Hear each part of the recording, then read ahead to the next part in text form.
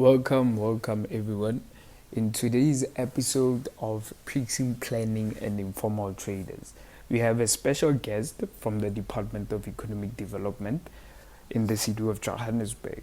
And he will be sharing some key insights in relation to informal traders, how they managed, how they regulated, and some of the recent work that the department has actually embarked on.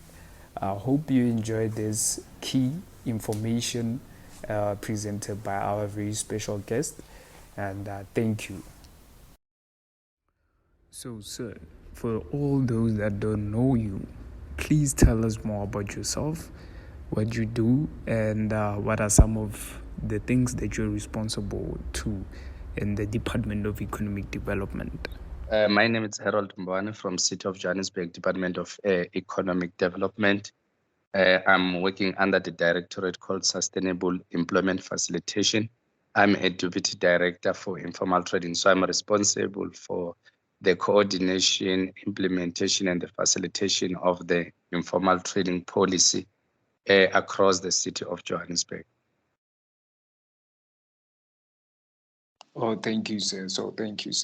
So, in relation to my first question, I've gone through the recent policy that was adopted. I think that was last year. 26 April last year. Yes. So I wanted to understand what is the vision for this policy in relation to informal traders and the city as a whole. It's to regulate and making sure that we develop the sector, the informal trading sector, so that it can able to address the issue or the major issues or challenges of the economy of South Africa, mainly being unemployment, the issue of poverty, equality, and job creation. Oh, that's very informative, sir. So in relation to like some of the challenges that you have come across that are upon your waking time in the Department of Economic Development, what would you say are some of the key challenges that informal traders usually face? And in what ways does this new policy actually addresses such challenges? Look, one of the thing with City of Johannesburg is that people knows it as an area or a city with opportunities. So there are a lot of people that are coming into the City of Johannesburg looking for economic opportunities. So one of the major challenges is that there is a lot of expectation for the people when they are coming to the city, and you find that they can't able to quickly get into the economy of the city or get those opportunities. So most of the people, they end up, looking at an informal trading as a mode or as an area where they can able to survive or put bread on their table. So there is a high appetite of informal trading within the city of Johannesburg, and there is a limited space for one to able to conduct the informal trading sector. And one of the contributors into this area of informal trading sector is the issue that there are a lot of people that are losing jobs. So the only alternative that they're having, it will be on the informal trading sector. And on the other hand, as I've already mentioned, there is an issue of the availability of space for one to conduct informal trading within the city of Johannesburg. And on the other hand, the sector on its own, it's regulated, through the bylaws. So sometimes, they find it difficult, to operate accordingly. But it's something that the new policy that has been adopted, it says we must move from the enforcement part of the bylaws and to a developmental approach to the informal trading sector. So in some cases or instances where we provide informal trading or areas or stalls for one to conduct the business as an informal trader, we'll find that those people that have been allocated to perform the informal trading services, they sublet, the stalls to individuals, and it caused a serious problem. And due to this appetite of the informal trading sector, in some instances, you find that it end up being congested, like in the inner city of Johannesburg. There's a lot of congestions in the informal trading sector, or where the informal trading is happening, and there's a lot of crime happening within those areas. And sometimes the people that want to be in the informal trading sector, they just put their stalls or little shops anywhere, even where the bylaws are not allowed. I mean, in the high roads, in the corners of the streets. So there's a lot of challenges with regards to roaming around, or the increased number of illegal trading within the city of Johannesburg, or people that are trading in the spaces where bylaws are not allowed.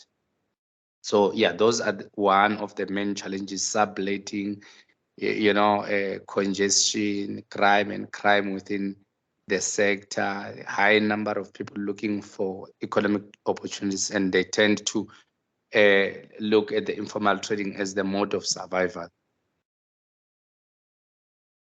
Yes, that's very true. That's very true. So I think one of the ways that the new policy aims is to kind of like regulate informal traders is through informal trading permits.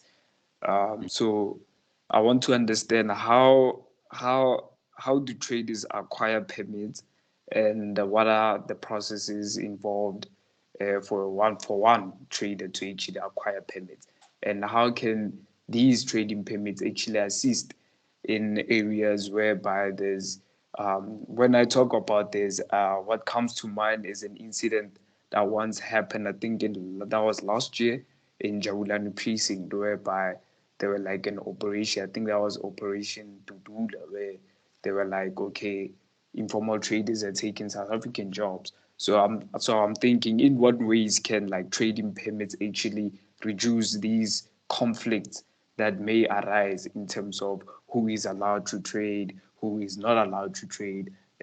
So how can this actually assist in reducing that? Okay.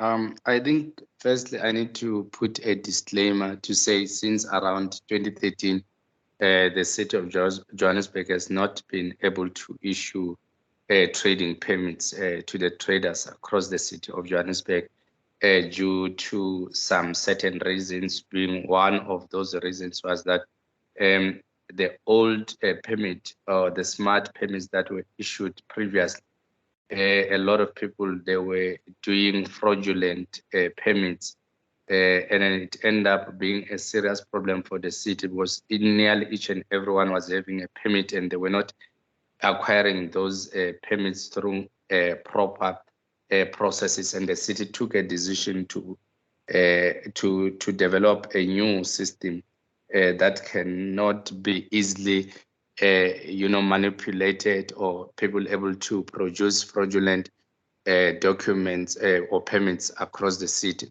So currently, as I'm speaking to you, we are at an advanced stage of developing a new permit system that is going to assist in issuing permits to traders across the city. But coming back to what are the criteria for one to be an informal trader within the city of Johannesburg? So one, you must be willing to operate as an informal trader within the city of Johannesburg. Secondly, you must have a valid identity document, or authorized to do business as an informal trader according to the Immigration Act of 2002 of the Republic of South Africa.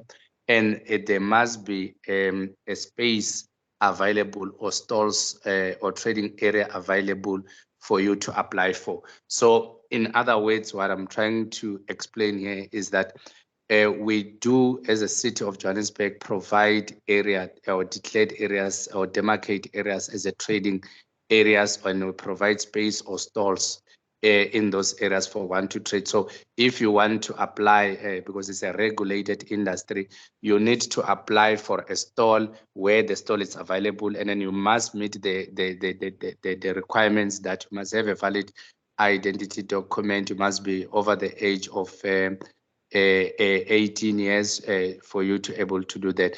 So those are the things that can able to assist you in terms of obtaining a permit. So the process or the application for a permit, once the developed system is up and running or it's live, you will go to the system. It will be an electronic system where you can able to go to the website at your comfort of where you are. It's either at home, work, or wherever, where you can go to the system, register on the system, apply for a stalls, upload certain documents that might be required based on your application. Once you are approved, and then the city will print or issue you with a permit for you to conduct that. But it must be in an area which has been declared by the city as a trading area, which will be confined to the bylaws. And then you could go through those processes where you provide information on the registration page, your personal details, your address, and all, and apply for a stall that it will be available. Once you have uploaded documents that might be required, like your copy of identity document, your lease agreement with the city, and all the other documents that might be necessary based on the services, and you are approved, you will be issued with the permits, and then you can able to go and operate as an informal trader at that designated trading area. Oh, that's very. Thank you for the answer, sir. Speaking of my next question, normally what I know and from my studies of undergrad is that upon development or coming about of such policies such as the newly adopted one that the city of Johannesburg adopted last year, this new informal trading policy. So in relation to that, so I know there has to be a public consultation of informal traders prior to such policies being put into place.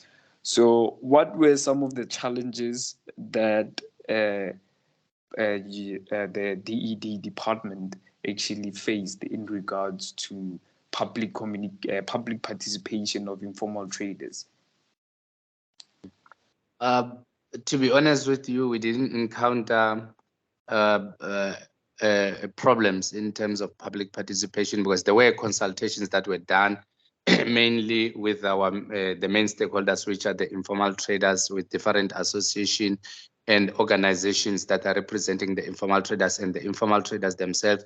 There is a lot of consultation that was done prior to the review of the policy and during the process of the review. And other stakeholders were also consulted, like property owners, institutional of higher learning, departments within the city of Johannesburg, your provincial government. And on the 21st, in 2021, the whole month of June, from the beginning of June to the end of June 2021, there was an open public participation process, which was organized or channeled by Section 79 of the City of Johannesburg to do the public participation consultation, where we had a hybrid consultation, physical consultation in Metro Center, and also through online, consultation on public participation, where we have able to get or collect a lot of inputs with regards to the policy. So we conducted that process from the 1st of June 2021 to the 30th of June 2021, involving other stakeholders outside of the informal trading sector. So we didn't encounter much of resistance or challenges in terms of the public participations. Yeah, to answer your question. Well, that's very informative. I think that also touches on the need that informal traders actually need a voice. Like this just shows how they actually require their voice to be heard. So in that criteria. So coming to my next question, in relation to, I know one of the regulatory frameworks is that informal traders must always keep their spaces clean. And yes, so in relation to that, since wouldn't that be a challenge in the sense that that will now require more infrastructure development from the side of the city in terms of providing more refuse, providing more toilets, ablution facilities in areas such as maybe like your market centers, or like in your street areas where street vendors don't normally have like ablution facilities. And since we know that majority of the street traders are women, in what ways does the new policy actually promote inclusivity, safety issues, as well as making sure that the areas, city areas, as well as public spaces are more clean and are more world inclusive in terms of accommodating the informal traders in relation to providing different or various types of infrastructure, such as, yeah, as I've mentioned, like ablution facilities as well as your toilet infrastructure. So, in what ways does this new policy actually speaks to that issues? Yeah, I think in my opening statement, in one of your first question, I've highlighted the issues that the new policy, the objective of it, it's one of the objective of the new policy is to move from mainly focusing on enforcement to developmental approach.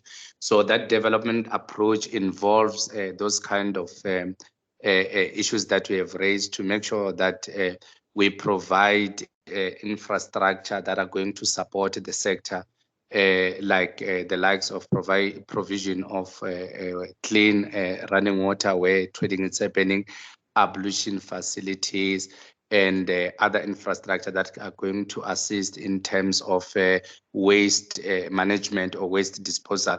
And we are in engagement with our sister departments and entities within the city of Johannesburg with a committee that is called the task team to work together in order to service the informal trading sector. So we work with the likes of your JPC, the Johannesburg Property Company, who manages most of our markets or all the markets that we are having where informal trading is happening. We work with Pick It Up. We are in the process of finalizing agreements with Pick It Up, which deal with waste management to assist the traders or to assist where informal trading is happening in terms of waste management in those areas to provide services that can able to assist. But over and above that, we do awareness with the informal traders or the traders across the city to make sure that we teach them about environmental health, which include cleanliness and how to conduct themselves in those processes. So this is the kind of things that we are bringing together as a city, to make sure that we provide even physical infrastructure that will able to help all the necessary services that can able to assist the traders, the ablution facilities, the running water, disposing of the waste, and Pick It Up will come on board as well to take them through and do their awareness on their part on how the traders can conduct themselves and make sure that all these areas are clean and are in the good shape and they meet with the environmental health compliance. And we're working together as well. Part of the task team is the environmental health department that forms part of the task team. And we have currently done education and awareness where environmental health, JMPD, DED, and JPC were presenting on the issues of the policy or the new policy. So one of the presentation that was coming from environmental health is to teach or to provide awareness and education in terms of the environmental health where informal trading is happening. So those are some of the things that we are doing as a city. But going forward, we are mandated to provide infrastructure and services that are going to assist the traders to develop further going forward. Sure. Oh, thank you. That was a well-depth answer, sir. I think that's very informative to the sense that public spaces is normally contested in the sense that, you know, what people actually do in public spaces is different from places to places. So in what ways does this new policy actually recognizes that there's place differences between areas? Like, for instance, how this policy will actually speak to areas such as Sandton will be different to how this policy will actually speak to areas such as Orange Farm or Soweto, for example. So in what ways is this policy actually recognizing that there's place difference within different areas, and how it intends now to actually work with those differences in these areas so that there is minimum conflict amongst different actors using the very same space? Yeah, I'm not sure if I'm able to get your question properly, but I will try to answer it. To say, informal trading is allowed to happen anywhere in the city of Johannesburg, as long that area has been declared by the city through the process of developing and demarcating trading spaces within the city of Johannesburg. So I can assure you, or I can highlight to you that informal trading is happening in Sandton. So if you can go to Fifth Street next to Sandton City Mall, there is trading that is happening outside there, and then we are in the process of formalizing it properly, put proper infrastructure for the trading to move forward. And over and above that, or the example that I've given now, we are working together with the private sector, more especially property owners across the city of Johannesburg. In Sandton, we are working with the properties owners around there and the facilities management around the Sandton precinct. We are working with a lot of property owners within the inner city of Johannesburg and other areas across the city of Johannesburg. I'm just giving an example. So it is allowed for informal trading to happen anywhere around the city of Johannesburg, as long as that area has been declared through the process of the city to be a trading area. And then we open up, or we are in the process through the Department of Development Planning to open up trading areas across the city regions. It might be region G, region E, region F, region A, whatever region, in order to accommodate informal traders. So in other words, what I'm trying to respond to you is that there is no discrimination, or to say at a certain area you can't able to conduct informal trading at this area. Informal trading can happen, but we are looking at the availability of spaces and also looking at the city plans. You know, you might know, or you might be aware that each and every year, as the city of Johannesburg, we conduct what we call IDP, Integrated Development programs, where we ask the communities to provide information to what services do they need in their areas. So if there are submission, for example, at certain region to say we need more spaces for informal trading, and when we do have consultation with the Department of Development Planning through their plans to say we think in this area trading can happen, including in Sandton or in other suburban areas, we will provide those infrastructure and will provide those spaces for informal trading to happen. So the policy doesn't specify to say it's only for the townships, or it's only for certain areas, or poor areas. It is a policy that needs to be implemented across the city without looking at what area it is or which area it is. It works for Sandton. It also is the same policy that is going to be applied for Orange Farm. So it's not meant for a certain area. It's meant for the whole city of Johannesburg. So trading is happening everywhere. Randburg, it's happening in Sandton. It's happening In Midrand, it's happening in Ivory Park, in Diepsloot, in Orange Farm, in Soweto, all these places. Informal trading is currently happening, and we are trying to formalize certain areas and develop new and demarcate new areas for informal trading to happen in all these areas in order to address the challenges that I've mentioned earlier on of unemployment, poverty, job creation, and others. No, that's very informative. So that's very informative. I think that also like kinda wraps up this whole idea that upmarket areas don't necessarily accommodate informal traders. And from the city's point of view, it actually shows that you guys are actually trying by all means to actually formalize these informal traders markets. In respect, yeah, coming to my next question in respects to like formalizing and these formalization processes, in what ways does this new policy actually, or how does formalizing the informal economy actually benefit all the informal workers working within the sector itself?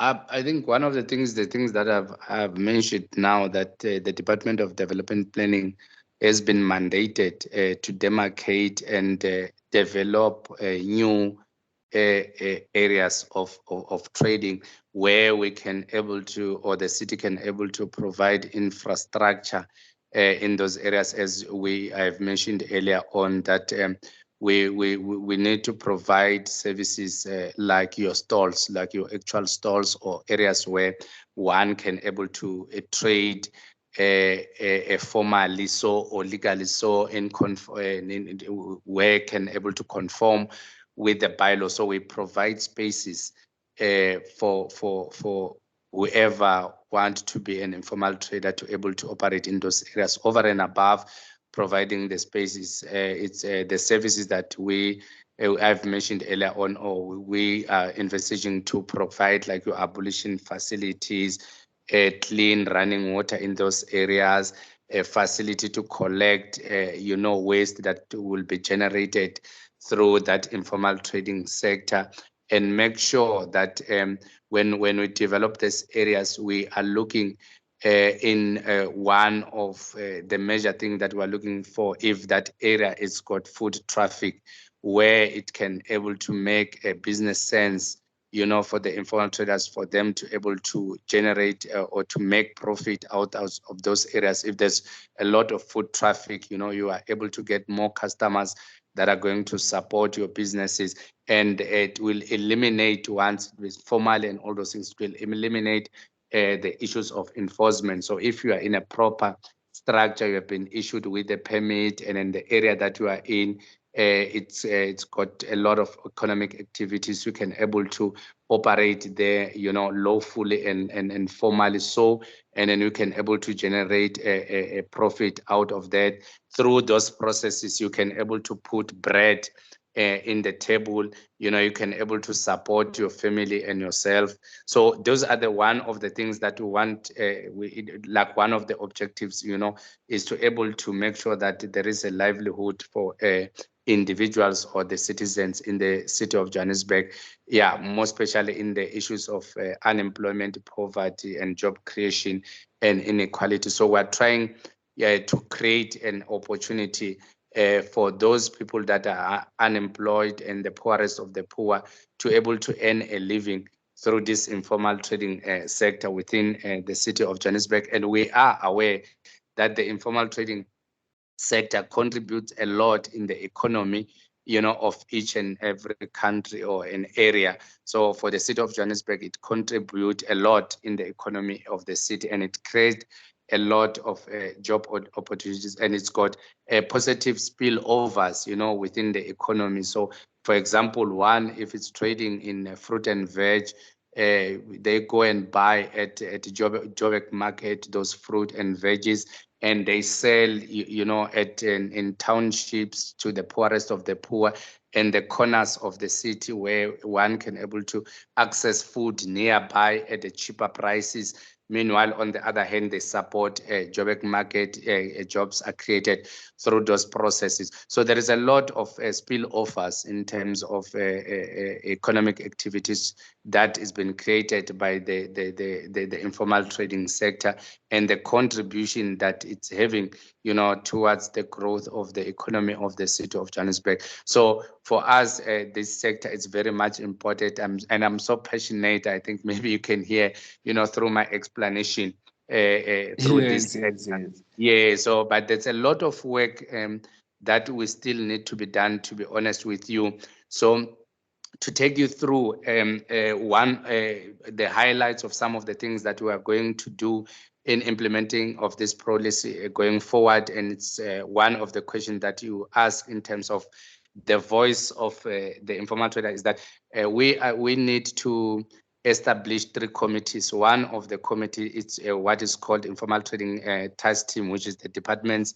and entities of the city of Johannesburg, including the regions, where we are going to discuss all the issues on how are we going to implement the policy, looking at the issues that I've highlighted in terms of we have to look at the development approach in terms of implementing of this policy. One of the committee that is need to be established is what is called Independent Informal Traders Forum. So it will be a platform or a forum or a committee of the informal traders where they will discuss all the issues of informal trading, and they can have a position in terms of how the policy they think it needs to be implemented in the city. And the last committee that we're going to establish is still on the pipeline. It's what is called Informal Traders Stakeholder Committee, where it will be a combination of the informal or the task team and the independent informal traders forum in that committee. So it will be like sort of a parliament of the informal trading sector within the city of Johannesburg, and 40% of those members that are going to form the informal traders stakeholder committee, it will be the informal traders. So 40% will be set aside for informal traders in that committee, and the 60% will be the combination of the city of Johannesburg property owners, other interested stakeholders within the informal trading sector, so that the traders can have a voice, and then they can form part and parcel of the implementation of the policy, and also the reviewing of the bylaws and the policy going forward. And as I've said, we are developing the informal trading permit system, which is going to address most of the issues with regards to the regulation of the informal trading, the issues of subletting that I've already mentioning, the issues of enforcing bylaws across the city. And then we are engaging, as I've already mentioned, with our departments and entities within the city of Johannesburg to address some of the issues in the informal trading sector, the likes of your pick it up in terms of waste management, your Johannesburg road agency in terms of the markings and the demarcation and putting signage of where informal trading sector is happening. We're working with JPC in terms of lease agreements and collection of rent and the management in the informal trading sector. We are working with the regions through the task team to identify the areas where support for the informal trading sector is needed across the city. So there is a number of issues or the things that we are doing in terms of implementing the policy and developing the sector going forward. And one of the things that we are currently advocating to private sector or private properties or private owners that are coming to invest as the city, it's through their initial stages. They do consult us, and then we're getting a number of invites in terms of the consultations in the initial stages to say we are coming. For example, we are engaging with the Masingita group now with regards to the project that they want to implement around proteted land in Soweto. So they are engaging us to say how can they able to accommodate the informal trading sector within their project, and in a lot of in the city of Johannesburg transport facilities like your taxi rank, we are accommodating informal traders within those spaces. So there is a lot of things that we are currently engaging with development planning, as I've mentioned earlier on, in terms of how can we able to open up for more spaces, develop trading areas where we can able to accommodate more traders in those areas. So yeah, all in all, what I'm trying to summarize that there is a lot of things that we are doing in the background currently in order to implement the policy, in order to make sure that we develop the sector, the informal trading sector going forward. And we are working with our unit within our directorate called Enterprise Development. We do have what we call opportunity centers across the city. So for the traders that want to upgrade from being informal trader to formal businesses, these opportunity centers are helping these traders to register as formal business, to give them business advices, to help them register with CIPC, with SARS and other compliance areas within the formal businesses. So there's a lot, and then we as I've said, we have been doing educational awareness about this policy across all the city regions. So we are left with one region currently, which is Region G, where we have not yet conducted the education and awareness with regards to this informal trading policy. And we are going to engage, with all the stakeholders that are involved in the informal trading sector going forward through the informal trading stakeholder committee that we are going to establish going forward, which will sit on a quarterly basis to address or to deal and discuss all the issues that are involved within the informal trading sector. Sure. Thank you, sir. Thank you, sir. I think that's very informative, especially with regards to moving away from being formal to the formal. I think that also gives the traders an opportunity to also have easier access to credit, like in terms of going to the bank and actually asking for credit to actually grow their businesses. I feel like that helps also. Uh, I think the policy overall, the new policy and the visions under the DED are very inclusive in the sense that they speak to the traders and they really put the traders at the center of this new policy. And I feel like this is very informative. So I think That's that's it all for for our now, sir. second episode. And I hope you enjoyed the information presented. To my guest, thank you for such a wonderful time, and I hope you guys enjoyed this episode.